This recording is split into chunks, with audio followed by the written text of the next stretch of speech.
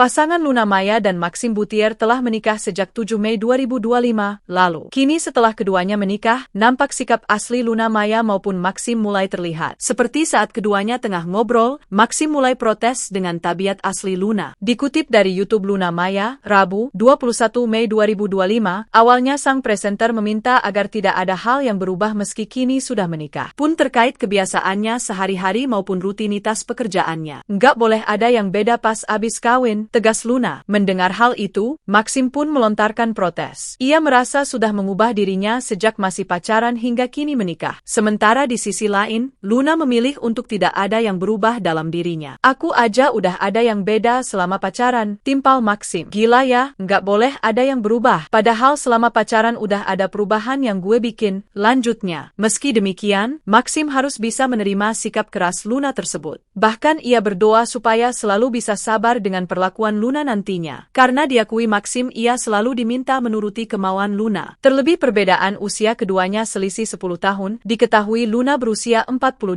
tahun sementara Maxim 32 tahun. Tapi ya gitu, doain aja ya. Semoga kita bisa saling memaafkan dan saling sabar, tutur Maxim. Aku terutama harus sabar sama kelakuan dia. Karena nurut, tapi dia nggak terlalu nurut, tambah Maxim. Dalam kesempatan berbeda, Luna mengungkapkan soal keinginannya untuk hamil dan memiliki anak. Mendengar hal itu, Luna lantas meminta Maxim untuk lebih giat dalam bekerja.